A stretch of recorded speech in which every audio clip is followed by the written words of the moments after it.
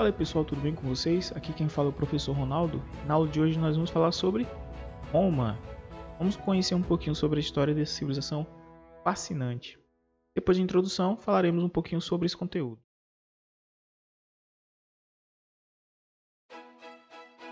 Pois bem pessoal, vindo aqui para o nosso slide, nós temos aqui como título, o esplendor de Roma. Como Roma se tornou a potência desse período? Só para contextualizar e deixando bem claro, assim como todas as nossas videoaulas, não é que Roma existiu que outras civilizações deixaram de existir. Ainda que nós temos o Egito, nós temos a Mesopotâmia, nós temos a Grécia como civilizações ainda expoentes. Mas aqui nós iremos falar como Roma deixou de ser uma simples colônia, um local marítimo de mercadores, para se tornar a maior potência do seu período. Isso lembrando que não foi da noite para o dia, foi um longo processo. E nesse longo processo nós podemos destacar 3 períodos importantes que Roma passou. O primeiro período nós temos a monarquia romana. Monarquia, como a própria definição tem aqui, os primeiros reis de Roma. Como foi que surgiram? Tem até uma mitologia que fala a respeito dos irmãos gêmeos lá, Rômulo e Remo, que foi por volta do século 8 a.C., que é essa tradição mítica, que eles foram alimentados por lobos, foram encontrados e assim criaram o primeiro vilarejo. E desse vilarejo, eles, por inspiração de Deus ou dos deuses que eles adoravam no período, porque eles eram politeístas aqui também, adoravam vários deuses, eles foram instituídos e colocados ali no poder. Remo depois falece, morre, e Rômulo assume o poder como o primeiro rei. A divisão dos primeiros reis de Roma, no contexto aqui nós temos os latinos e depois os sabinos. Latinos e sabinos eram pessoas que vinham daquela região lá indo-europeia. Também os fundadores da Grécia, os fundadores aqui também de Roma, os primeiros vilarejos. E os últimos reis eram reis etruscos. Lembrando que eram reis que depois futuramente, por causa de alianças, por causa de alianças mesmo basicamente, eles se tornaram reis e dominaram sobre Roma. Os reis etruscos, como diz aqui, promoveram a urbanização de Roma e instituíram assembleias políticas para deliberar sobre questões importantes. Daqui um ponto fundamental para a queda da monarquia romana, uma vez que a monarquia, o único rei, governa sobre todos. E os reis etruscos, eles instituíram assembleias, ou seja, colocaram o povo também para poder opinar e dar leis e criar regras assim por diante. Aqui os grupos da sociedade romana eram divididos da seguinte forma durante a monarquia. Esses 2 primeiros grupos, cabe enfatizar que está presente em todos os 3 períodos da história política romana, patrícios e plebeus. Lembre-se sempre, quem eram os patrícios? Ricos proprietários de terras e de gado, aristocracia de sangue. Por que aristocracia de sangue? Porque até mesmo os seus pais, seus filhos, eles herdavam o poder e o direito de ser patrícios.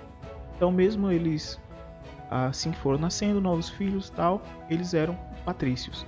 E os plebeus quem eram? Agricultores e artesãos. Não tinham direitos políticos, mas cabe salientar que toda a monarquia e toda a riqueza monárquica do período era comercial. E quem que produzia o comércio? Agricultores, artesãos, ou seja, os plebeus. Embora os patrícios eles eram os líderes máximos, por causa das assembleias e das leis que eles criavam da parte política, quem fazia com que tudo funcionasse eram os plebeus, toda a riqueza de Roma nesse período monárquico aí. Além desses 2, nós temos os clientes e os escravos. Os clientes, a própria definição já tem, pobres, escravos libertos, estrangeiros, filhos legítimos. Essas pessoas eram responsáveis por fazer com que tudo isso funcionasse também, comprando produtos, trabalhando agricultores, trabalhando na lavoura, criando os gados dos patrícios e assim por diante.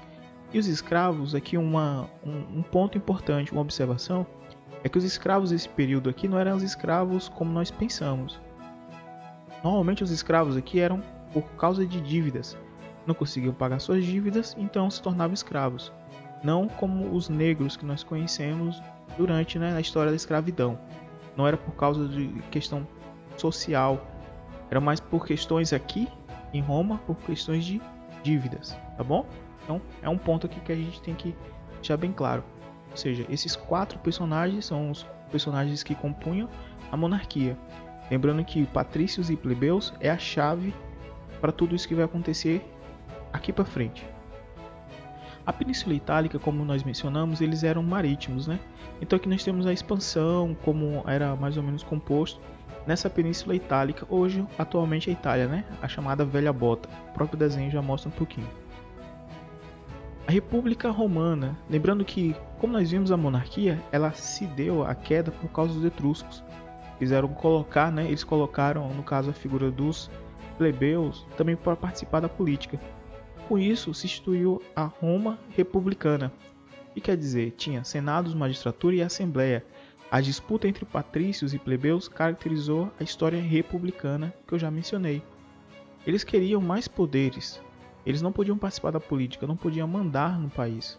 Então, com a participação dos plebeus agora, houve a criação de magistraturas, senados e assembleias também compostos não somente pelos patrícios, mas também agora pelos plebeus. Por quê? Os plebeus compunham a base do exército, por isso tinham poder para pressionar por mudanças. Além de toda a questão comercial, eles também eram integrantes do exército. Nesse período, pessoal, tenta contextualizar, né? Nesse período era um período de conquistas, de expansão. Então, quanto mais territórios eles tinham, maior poder era de uma nação. Lembrando que os gregos, como nós vimos na aula anterior, vocês podem até olhar o card aí em cima, os gregos, eles não tinham tanta desejo, né, de expansão. Eles queriam se manter naquela região, desenvolver um pouquinho mais a sua região, diferente dos romanos. Os romanos tinham a intenção de crescer, de expandir. E com a figura dos plebeus como força militar, eles conquistaram novos territórios. E uma vez que eles conquistaram, tinha necessidade de pessoas ficar lá para administrar, cuidar desses territórios. E quem cuidava? Os plebeus. Os plebeus foram tendo força, não somente militar, mas também força política. Tinham direito agora a opinar, votar e eleger novos líderes. Então, já no século 6 a 3 a.C., os plebeus organizavam várias lutas, exigindo condições de igualdade com os patrícios. Ponto. Aqui é um período que se instala como República Romana, onde não mais os reis eram tidos como santidades, mas era escolhido pelo povo, principalmente pelos plebeus e patrícios. Aqui nós temos pontos fundamentais das conquistas sociais, né, que os plebeus tiveram. Aqui nós temos a data na frente, o que eles conquistaram em 494 a.C. Instituição do Tribunato da Plebe, justamente isso aí que eu comentei, ó. Magistrado plebeu que atuava em defesa dos direitos e interesses da plebe junto ao Senado. Ou seja, nesse período os plebeus já elegiam magistrados, pessoas que representavam eles dentro das câmaras, das assembleias e assim por diante. 450 a.C., Leis das 12 Tábuas, primeiro código de direito escrito em Roma, já também colocando os plebeus como figura principal. Direito ao casamento misto entre patrícios e plebeus. Percebemos aqui que a lei do sangue não mais existia, né? Com essa lei da canuleia. E fazia o seguinte, os plebeus agora poderiam casar com patrícios, eles poderiam ascender, ou seja, deixar de ser plebeus para se tornar patrícios, ascender socialmente. Em 366 a.C., os plebeus adquiriram o direito de receber as terras conquistadas. Até então, a força militar que eles tinham, eles conquistavam as terras, só administrava. Lembra? Só administrava. Agora os plebeus têm direito a ser donos, a ter posses. E também nesse período, em 326 a.C., teve a abolição da escravatura por dívidas. Lembre-se, se a abolição da escravatura por dívidas deixou de existir, aqueles clientes e até mesmo os escravos também poderiam se ascender socialmente. 300 a.C., os plebeus ganharam acesso a todos os cargos públicos, tanto políticos quanto religiosos. Vemos aí uma ascensão. 287 a.C., os plebiscitos, decisões tomadas pelo tribunato da plebe, aqueles que elegeram os magistrados, né, passaram a ter força de lei. Essas conquistas sociais e políticas dos plebeus é importante aqui para entendermos o que irá acontecer logo mais aqui na frente. A expansão territorial romana, como já foi mencionado, né? Domínio da Península Itálica, século 4 a 3 a.C. Conquista do Cartago na Península Púnica, 264 a 146 a.C. expansão pelo Mediterrâneo Oriental. Lembram? A Grécia era a figura principal que tinha o poder do Mediterrâneo. Agora, os romanos começaram a conquistar. Com isso, crescimento da escravidão, da disputa por terras e do poder do exército. Normalmente essa escravidão que temos aqui, já durante o período de expansão romana, já não era uma escravidão por dívida, mas era uma escravidão por conquistados. Eu conquistei o seu território, você agora me pertence, então você se torna meu escravo. E da disputa por terras e poder do exército, que foi cada vez aumentando durante esse período aqui da República Romana. Ok? E nós temos agora um pouquinho para contextualizar a crise na República Romana. Nós vimos aqui um pouquinho sobre o mar Mediterrâneo, né, que eles conquistaram. Nós observamos na legenda que conquistas romanas entre o ano 49 até o ano 63 e depois a conquista de Júlio César. Nós iremos falar daqui a pouquinho também sobre esses personagens. A crise da República. Movimentos sociais do século I a.C. luta pela reforma agrária e revolta escravas. Aqui na revolta escrava nós podemos mencionar até mesmo um escravo bastante famoso, Espartaco. Desculpa, estava tentando lembrar o nome, né? Tem até uma série aí que fala um pouquinho sobre essas reformas escravas. Espartaco, essa revolta de Espartaco, basicamente era por eles se tornarem livres, não para eles terem um poder durante um poder social, mas como eles foram ganhando respeito, ganhando notoriedade das pessoas da época, os gladiadores, né? Espartacus mesmo, que é um personagem, eles conseguiram ter uma revolta, criaram com que os escravos se revoltassem ou batessem de frente com os plebeus e assim também pelos patrícios. Essa revolta foi muito importante porque basicamente foi uma revolta que tinha a ver também com a religião, nós iremos falar na frente, a religião do cristianismo. A maioria dos escravos eles eram cristãos durante esse século I a.C. Nós vamos ver aqui um pouquinho. Não é que eles eram cristãos, eles tinham uma visão, né, na verdade, religiosa diferente do politeísmo. E a gente vai falar daqui a pouco quando falar sobre o cristianismo, certo? O Senado perdeu o controle da República, instituições frágeis para governar o Império. Isso. Quando o Senado perdeu o controle da República, porque justamente essas revoltas da plebe, né, e a aliança com outros povos e assim por diante, eles foram perdendo direito. Eles foram não mais sendo autoridade, mas outros ganhando destaque. Os generais ganharam poder, apoio dos soldados, ditaduras dos dos generais Mário e Sila. Então aqui a República já começou a decair. Por quê? A revolta escravas perdeu o controle e os generais ganharam o poder, porque eles ganharam os territórios, ganharam direito a terras e não mais representar ou não mais seguir as ordens dos plebeus e também dos patrícios, né? Eles começaram a ter direito políticos e poder e força. Vamos dizer que o poder subiu a cabeça deles. E aí eles começaram a criar essa revolta aqui. Crise da República. Nós temos aqui a figura do primeiro triunvirato. Vamos falar um pouquinho sobre ele aqui. Aqui no ano 59 a.C. surgiu Júlio César, Pompeu e Crasso. Essas três figuras aí, né? Crasso, ele faleceu quando ele tentou investir uma investida justamente contra a Mesopotâmia. Então, ó, lembrando, né? Embora estamos falando sobre a história de Roma, a Grécia existe e a Mesopotâmia também. Quando Crasso tentou invadir a Mesopotâmia, infelizmente ele foi morto. Esses três personagens aí, Pompeu e Crasso, principalmente os dois, eles eram figuras militares. Júlio César já era mais uma figura religiosa. Podemos dizer como se fosse um papa, um bispo, um padre da época. Então ele tinha uma figura mais religiosa, mas os três tinham poder. Pompeu e Júlio César, Pompeu tentou tirar Júlio César do poder. Então nessa disputa, nós vamos dizer aqui embaixo, né? Ó, conquistas militares de Júlio César, ditador vitalício, reformas sociais, e nós temos aqui políticas econômicas promovidas por César. Quando Júlio César e Pompeu eles entraram em conflito, Júlio César assumiu o poder, tirando Pompeu desse poder, claro. Isso, Júlio César se tornou o líder máximo, religioso e militar, ditador. Então começou aqui nesse período da crise republicana, começou um período do imperador, dos imperadores, né? As reformas sociais, como eu já falei, políticas econômicas promovidas por César, uma conspiração senatorial assassinou Júlio César em 44 a.C.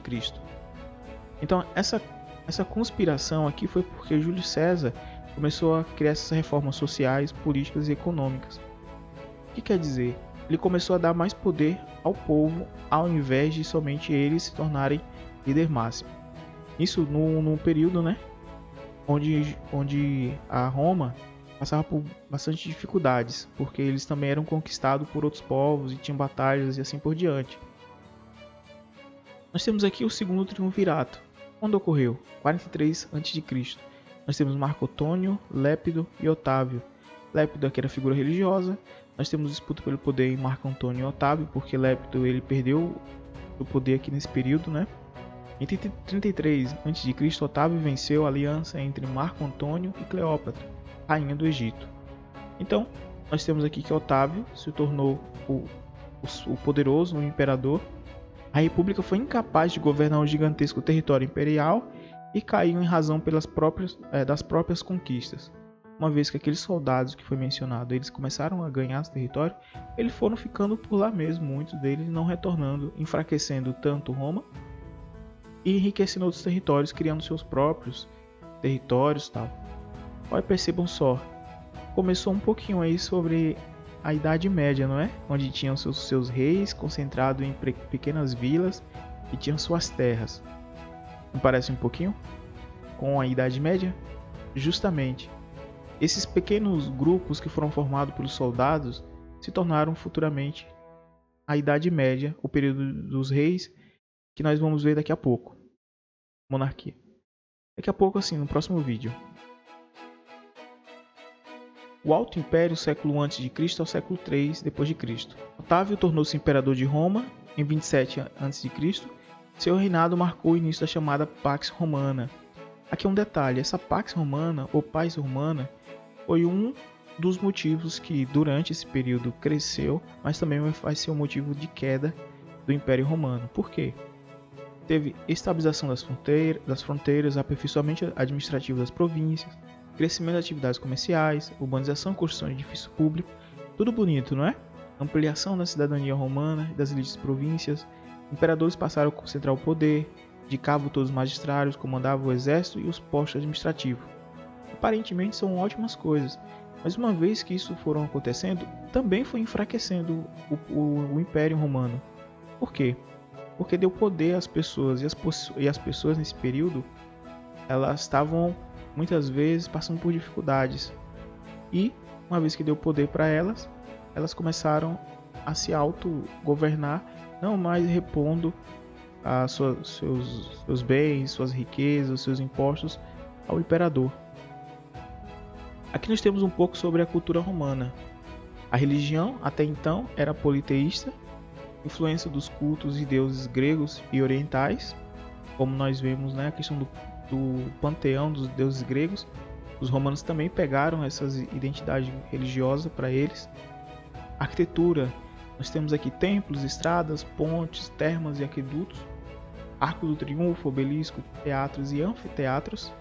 Os anfiteatros aqui nós podemos citar mesmo o Coliseu, né, também como uma arquitetura importante na história mundial. Vamos falar também um pouquinho de que forma o Coliseu também era utilizado já.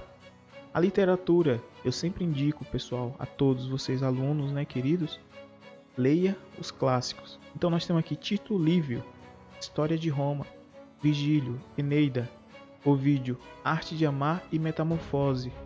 Dá uma pesquisada depois nessas obras. Vocês podem encontrar até PDFs na internet também. Outras contribuições romanas: direito, a língua latina, não é? E o calendário juliano. Nós pegarmos lá o calendário juliano, Júlio César, né? O calendário juliano, ele até mesmo o nome, né? Júlio e depois Augusto, o seu filho. Júlio, mês de julho, e agosto, em homenagem a Augusto. Então foi eles que criaram 365 dias, os dias 24 horas e assim por diante, durante esse período aí. Até então, só para lembrar, né, pessoal, como é que eles faziam na Mesopotâmia? Eles utilizavam as cheias dos rios, as estações lunares, as estações solares. Então era isso que eles calculavam o tempo. Não tinha um calendário específico. E o calendário juliano, que nós conhecemos hoje, e futuramente vai ser aperfeiçoado por Gregório, né, se tornando calendário juliano, gregoriano. Então, justamente surgiu nessa época aí. Cristianismo, nós temos aqui o batismo de Constantino I. Vamos falar um pouquinho de Constantino daqui a pouco, mas o cristianismo aqui é figura fundamental durante o Império Romano. Por quê? Nasceu na Judéia, que era uma província romana no século I. Aqui quem nasceu? O Cristo, né? Jesus Cristo. Durante alguns governos, os cristãos foram muito perseguidos em Roma. Nós podemos ver que até mesmo o Cristo ele foi morto por um imperador romano. Então, e uma curiosidade até mesmo bíblica, né? Todos nós conhecemos aquele texto de Marcos, capítulo 12, versículo 17, que fala: dê a César o que é de César. O que quer dizer essa expressão? É que todos os governantes e imperadores do período chamavam César por causa da família. Então, quando esse contexto aqui, o Cristo descreve, né, dê a César o que é de César, pode ser provavelmente a qualquer um desses imperadores romanos que surgiu durante esse período. Embora durante o período onde o Cristo viveu, o próprio Jesus vivia, provavelmente o imperador seria Nero durante esse período, né? Então, provavelmente o César mencionado por Cristo não é o Júlio César, mas sim Nero, tá bom? Uma curiosidade só, por causa da expressão, né, que é conhecido por nós. Nós temos aqui o Edito de Milão, como nós vimos aqui, ó, Constantino concedeu liberdade do culto aos cristãos. Constantino ele era um imperador romano, então foi durante o período dele, ele se converteu ao cristianismo, então concedeu liberdade que os cristãos pudessem exercer seu culto religioso, né? No ano 380, o cristianismo tornou-se a religião oficial do Império Romano. Então, justamente porque no Edito de Milão, Constantino ele concedeu liberdade ao culto e depois se tornou religião oficial. Aqui ó, abaixo o Império e a queda de Roma, né? Vamos mencionar aqui um pouquinho. O período de crise generalizado pelo Império Romano, indicadores dessa crise foi o quê? Decadência de instituições imperiais. Lembra que eu comentei? Embora fossem dando liberdade, chegou um momento que essa liberdade foi um pouquinho demais. Custos de controle das fronteiras, crise financeira do Estado, desvalorização da moeda e inflação, colapso do escravismo, como já foi mencionado, né? Então, o que eu ia comentar a respeito do Coliseu é justamente isso aqui, no colapso do escravismo, surgimento do colonato. Então, o Coliseu era um local onde os gladiadores eles serviam basicamente como uma televisão que conhecemos hoje, né? Era para entreter as pessoas. As pessoas ficavam lá e se divertiam vendo gladiadores lutando com feras, por exemplo, o urso, o leão e até mesmo outros homens. Durante esse período é conhecido como o período de pão e circo. Como assim? O governo dava a comida, o pão e o circo, o entretenimento, para esconder o que realmente acontecia durante esse período de queda do Império Romano. Existia muita fome, muita morte, muitas coisas ruins, ou seja, as pessoas eram enganadas, eram entretidas, né, pelo Coliseu, pelas lutas, pelo Império, pelo Imperador, enquanto o que realmente acontecia estava acontecendo debaixo dos seus próprios olhos. Mais ou menos o que acontece hoje. Eu tenho uma crítica, né, social com respeito à televisão. Então, assim, eu não sou muito adepto da televisão porque justamente faz isso. A televisão, ela tenta disfarçar o que realmente acontece debaixo dos nossos olhos. Basicamente, uma versão moderna dessa expressão, né, pão e circo. Enganar você para esconder o que realmente está acontecendo debaixo dos nossos próprios olhos. O processo de ruralização também foi um ponto, aquilo que eu mencionei, o início, né, da Idade Média. Por quê? Porque Roma estava se ruindo, a cidade realmente estava ficando pobre, as pessoas, os soldados, os escravos iam para outras regiões, iam conquistando e criando suas próprias casas, territórios, assim por diante, e esquecendo de retornar, né, basicamente para o Império, ficando em locais rurais. Daí, ó, início da Idade Média, processo de início da Idade Média. Além do declínio do comércio, escassez de metais preciosos, disputa entre os chefes militares e o Senado enfraquecia o exército, invasores cruzavam as fronteiras do Império. Exatamente. Tudo isso aí contribuiu para a queda do Império Romano. E algumas tentativas também de reforma. Nós temos aqui o Diocleciano, criação da tetrarquia, divisão administrativa do Império, um erro também. Iremos falar, eu pretendo gravar um vídeo somente falando só sobre cada um desses pontos e dá muita história. Constantino, como já mencionamos, né? 312, 337, transferência da capital do Império para Constantinopla, na parte oriental aí. E Teodósio, ele dividiu, né, entre o Ocidente e o Oriente. Nessa divisão de Teodósio aqui, nós temos a pacificação com os visigodos, a divisão do Império em Ocidental e Oriental. Daqui surgiu duas igrejas que poucos desconhecem, né? Mas a Igreja Católica ela é dividida entre duas igrejas, que é a Igreja Ortodoxa, né? Que é a parte oriental, e temos a parte romana, né? A Igreja Romana mesmo, que temos a figura do Papa como líder máximo aí. Então nós temos essas duas igrejas, Igreja Católica. Uma é a ortodoxa, ou seja, ela segue a fé ao pé da risca, ao pé da letra, eu acho que é assim a definição. E a outra é a que nós conhecemos com a figura do Papa, né? Existe alguma divisão entre uma e outra, algumas diferenças, mas são diferenças pontuais. Em conjuntos, em resumo, são a mesma Igreja Católica, mas com algumas diferenças pontuais entre uma e outra, justamente por causa dessa divisão de Teodósio. É um vídeo também muito grande que poderíamos falar sobre a diferença entre a Igreja Ortodoxa e a Igreja Romana.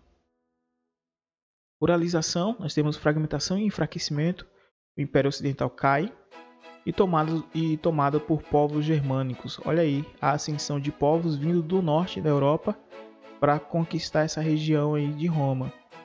Então, mostrando um fim do declínio, né? O declínio, a queda de Roma, desse império. Pois bem, pessoal, aqui é um pouquinho do resumo. Espero não ter abandonado muito, né, a cabeça de vocês, mas aqui é só um pequeno resumo. Prometo gravar vídeos específicos sobre cada um desses pontos aí, porque dá muito conteúdo, tem muito detalhe para ser dito, como por exemplo moeda romana, como se teve as batalhas e as guerras do primeiro triunvirato, os conflitos entre Júlio, entre Crasso. Então, esses conflitos e esses pontos específicos, prometo para todos vocês gravar um vídeo específico. No entanto, essa playlist é com resumos de conteúdos e o resumo de hoje foi sobre Roma. Tá bom? Poderíamos falar também até mesmo do Império Bizantino que ocorreu aqui depois da divisão, né, por causa da divisão de Teodósio. Mas o Império Bizantino eu falarei também em um próximo vídeo, tá bom? Então, se gostou, curta, comente, compartilhe. Desculpe os esquecimentos, mas acontece. Não tem edição dos meus vídeos, são gravados todos de uma única vez, tá bom? Então, segue aí o canal, curta, comenta e compartilhe com seus colegas. Então, até uma próxima aula. Tchau, tchau, pessoal.